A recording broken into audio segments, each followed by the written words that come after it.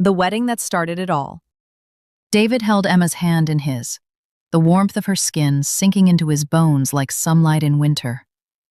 They stood under soft, golden lights, surrounded by friends, laughter, and the sweet smell of jasmine and vanilla from the reception table. Everyone said they were perfect, meant to be. David believed that with every cell in his body. Emma, she didn't speak much that night. She just stared into his eyes, smiled faintly like she was trying to memorize the moment, as if she knew it wouldn't last. David didn't notice it then. All he saw was the woman he loved, now his wife, dancing with him for the first time as husband and wife. His heart was full. He whispered in her ear, "We made it, Em. This is our beginning." She nodded, slowly. Her eyes glistened, but no one saw the tear that escaped and fell onto his shoulder. The music faded. They kissed, soft, slow, like they had all the time in the world. But time was already running out. That night they made love like it was a fairy tale. David fell asleep with her fingers tangled in his. He whispered, "Forever," before drifting into dreams. He didn't know, by the time the sun rose, she would be gone. The morning sun crept in slowly, slipping through the thin hotel curtains like a silent intruder. David stirred. His hand reached over the bed instinctively, expecting to feel her warmth. But the space beside him was cold. He opened his eyes, blinking in the soft light. Her pillow was untouched, the blanket still folded at the edge. Her wedding ring, gone. At first, he smiled. Maybe she was getting breakfast. Maybe a surprise. That was Emma, unpredictable in the most beautiful ways. But 10 minutes passed, then 20. Her phone? Dead. Her shoes? Still there. Her suitcase? Empty. His heart began to pound. The staff hadn't seen her, no calls, no messages, no note. He checked the CCTV at the lobby. 4:47 a.m. There she was, barefoot, walking out alone. Her wedding dress still on. Her hair loose, messy like she had been crying. No car, no one followed her. She simply vanished. That moment broke something inside him. A silence, like an earthquake in reverse, collapsed the world around him. He sat on the edge of the bed where she once lay, staring at the pillow she never used. His bride was gone. The days that followed were chaos. Police reports, interviews, search parties. They scoured CCTV footage from every street, airports, train stations, nothing. It was like she evaporated into thin air. No footprints, no trail, no ransom call. Her name, Emma Blake, didn't show up in any hospital, embassy, or missing person list beyond his own report. The authorities moved on. The media moved on. But David couldn't. For the world, it was a story, a headline, bride disappears day after wedding. For him, it was every breath. He stopped going to work, sold his car, put the penthouse on rent. Everything became about her. He started keeping a journal, documenting his search. Every clue, every rumor, every fake sighting. He even visited a psychic in desperation. "She's alive," the old woman whispered, holding his palm. "But she's not waiting." That haunted him. Every year on their anniversary, he recorded a video, staring straight into the lens, speaking to her as if she'd somehow find it online. "Emma," pleading, "wherever you are, just tell me why. I won't be angry. I just need to know." But silence was the only thing that ever answered back. Year 7. By now, David wasn't really living, just existing. His hair was longer, his voice quieter, but his obsession with the truth, sharper than ever. It was a cold morning in February, rain tapping gently against his apartment window. He made coffee, black like always, and opened the door to pick up the newspaper. But something else was waiting for him. A plain white envelope. No return address, no name, just his, in neat cursive. He froze. Inside, a single photograph. Emma, standing behind the counter of a small flower shop, her hair longer, tied back, her face older, calmer. She looked alive, real. On the back of the photo, a scribbled note. Bhutan, West Region, you'll know where. That was it. No sender, no signature, no explanation. Just proof that she was still out there, living a life he was never meant to see. David didn't hesitate. He booked a one-way flight. For 7 years, he lived in limbo. Now, finally, he had something. And he was going to follow it, no matter where it led.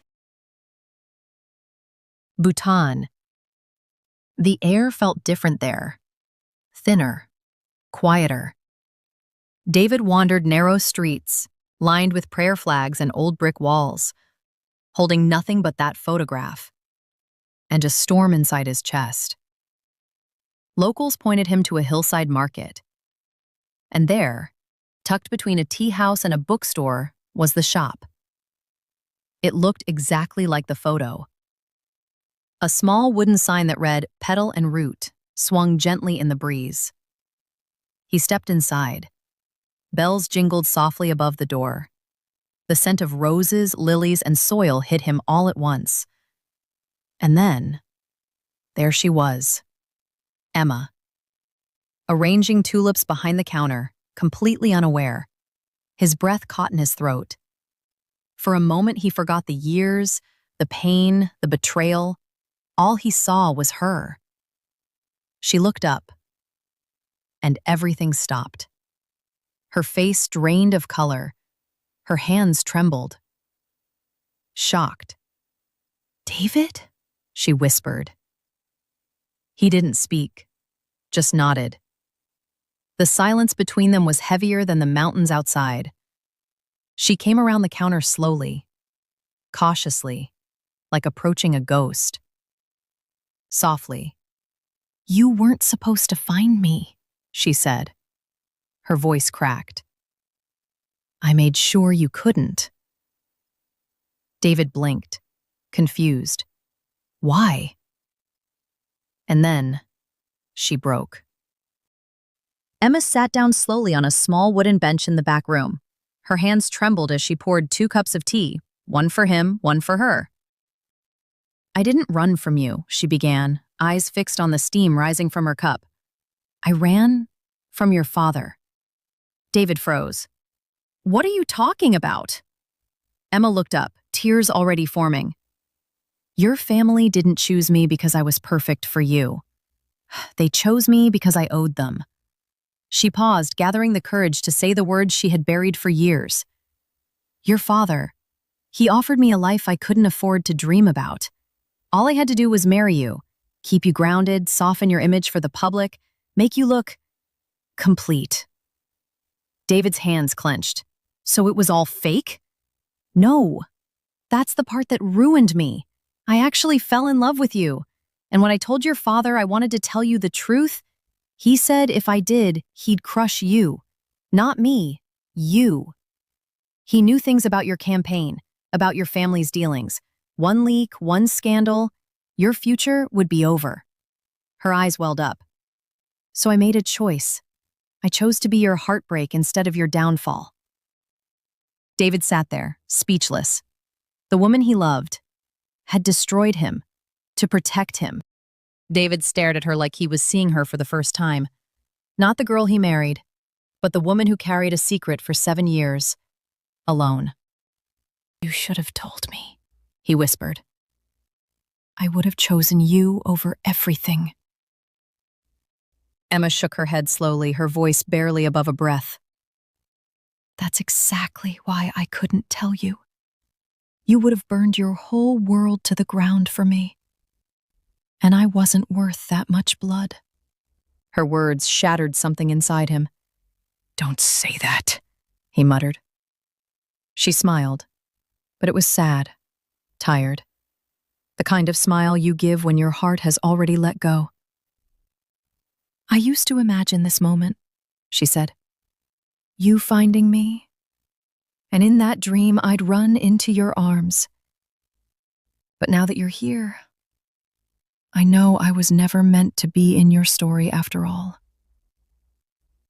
The room fell silent. No music, no city noise, just their breathing, and everything left unsaid. She stepped closer and placed something in his palm. Her wedding ring. I kept it all these years. I never stopped wearing it. But this part of the story ends here, David. He didn't stop her. He just watched as she walked out the back door of the flower shop and disappeared again, for the last time. Months passed. David never heard from her again. No more envelopes, no more photos, no more dreams pretending to be real. But she left something behind. Her truth. And for the first time in years, he could finally breathe. He never retix, never chased titles or headlines again. Instead, he opened a small book cafe on the edge of the city, where silence was sacred, and broken hearts had space to sit and feel. In the corner of that cafe, hidden behind a row of antique journals, was a small box. Inside, her wedding ring, the photo from Bhutan, and all 7 of his video diaries, printed, bound like a novel no one would ever read. He named the cafe Petal and Root, same as her shop. A quiet tribute to the love that almost was, and the woman he never stopped loving. Some stories don't need an ending. They just need to be remembered. And this was his way of remembering her. If you made it to the end, thank you. Stories like this aren't just meant to entertain. They're meant to remind us that love, pain, and truth still matter. So I want to know, if someone you love disappeared and came back with a truth that shattered everything, would you forgive them or would you walk away? Drop your answer in the comments below. Your support means more than you think. We post new videos every week, and your one subscribe helps us keep creating these stories for people like you. Until then, take care. See you in the next story.